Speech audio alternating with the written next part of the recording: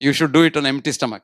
You stand like this and then breathe in and breathe out. Breathe out, breathe out, breathe out, breathe out. Sit without a chair. Breathe out, breathe out, breathe out, breathe out. Stand up, breathe in, breathe in. How do we get rid of the plaques in the arteries without statins, for example? And the second question is, if someone is detected with, say, 90% blockage or something, and having stent implanted is good or not? Good. Both questions are good. They are really good questions. You know what it shows? Are you an engineer? Yeah, see, how did I know? How did I know? Because only an engineer can illogically think that if there is a block, that must be removed. There is a toilet block, it must be removed, no? If the toilet pipe is blocked, water to come, you put a new pipe.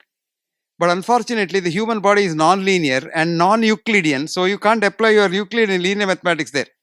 When the block starts as a child, God starts giving you bypasses.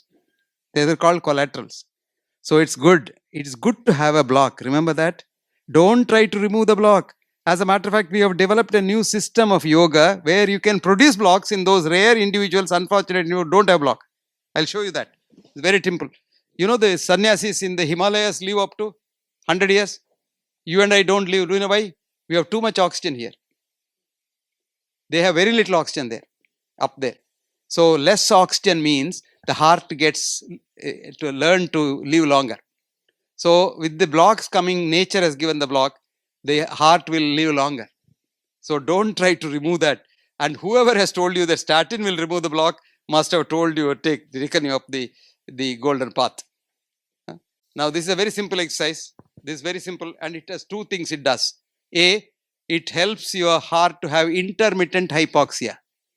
You know, every second, part of the second you don't get oxygen, the other half you get the oxygen.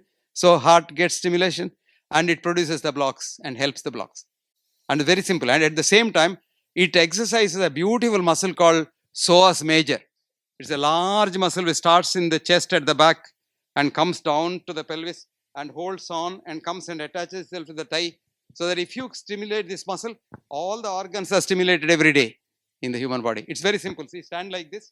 Of course, now I've had a full breakfast. I shouldn't be doing it. But anyway, let me try. You should do it on empty stomach. You stand like this and then breathe in and breathe out. Breathe out. Breathe out. Breathe out. Breathe out. Sit without a chair. Breathe out. Breathe out. Breathe out. Breathe out. Stand up. Breathe in. Breathe in. Breathe in. Now what have I done? I have breathed out for 20 seconds without oxygen going to my heart. And now breathing in. So intermittent hypoxia I have given. Number two, I have stimulated my psoas. If you did it 5 times in the morning, 5 times in the evening, your blocks will increase.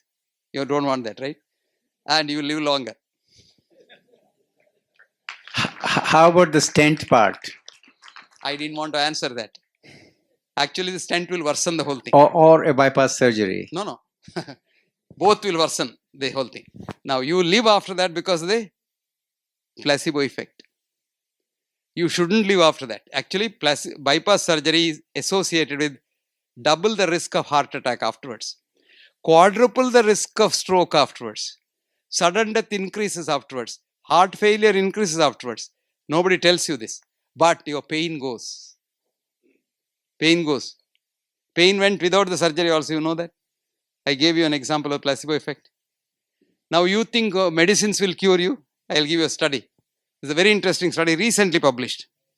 Published in one of the most prestigious journals called Science Translational Medicine, STM. And this was done in 4 universities, Oxford, Cambridge, Hamburg and Munich. Led from Oxford by Professor Bingel, who is the professor of medicine in Oxford. You can write down. You can write. I'll give you a reference. Good. You have a clerk also. Paid clerk or unpaid clerk? Yeah. I saw an American plaque which said, I am the boss of the house. I have permission of my wife to say so. Go on. Tell. Write down. Bingel. B-I-N-G-E-L. Bingel et al. Et al. In Latin means and others. There are so many authors. I can't tell you all of them. And this name is The placebo effect, PLACEBO effect. And the journal is STM, Science Translational Medicine. Year is 2011. Volume is 3, page is 70. You read this, what they have done is, they did a study of morphia. You know morphia? Biggest painkiller. And they took severe pain patients, severe pain, the like of which you can't even imagine. And they ran a drip of morphia in their vein. Okay? But told the patient, this is not morphia. This is a new vitamin we have found out for your disease. Your pain won't go, but you will get better. 100% patients' pain didn't go. Can you believe that? What was running in their vein? Morphia. And the most powerful painkiller. Right? Then they, what's called crossover study. They took the patient to another center. They ran salt water, saline, in the vein. And then said, this is the latest salt of morphia. Very powerful. Your pain will go. Pain went. Did you get that? That's the placebo effect. So, angioplasty, scientifically, is damaging the intima of the artery. You're breaking it and then attracting a clot. By evening, that is closed. Whether you have a stent or no stent, ordinary stent, desiccated stent, medicated stent, etc., is all for money, nothing else. And you get better because you are paid money. Placebo effect. Today, the greatest cause of a stroke is not having diabetes or hypertension. Going to a hospital with bypass facilities after chest pain is the biggest risk for stroke. 50% of them get a stroke after bypass surgery. 97% of them get multiple emboli and the cognitive defect, which settles down to 47%. They don't know, they forget so many things.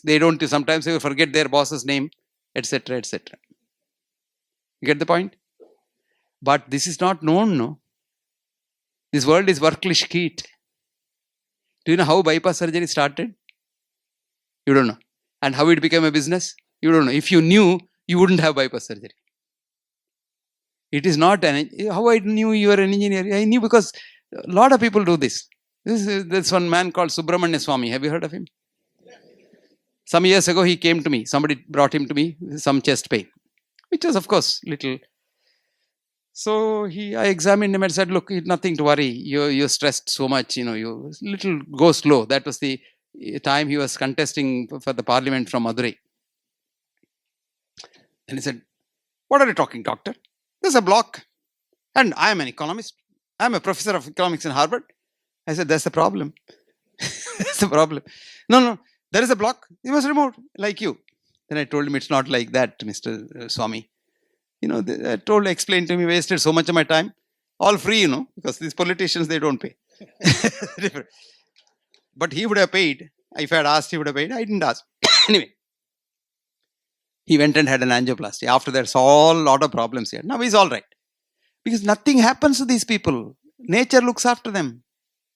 So I do this yoga technique for some children, unfortunate children who don't get blocks. And they develop blocks.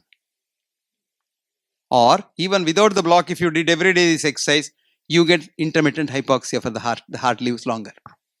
Now, did you understand the difference between a dynamic structure, which is non-linear, and a non-linear structure, which is the toilet pipe? Or probably you are in the oil company pipe. Oil company pipe is blocked.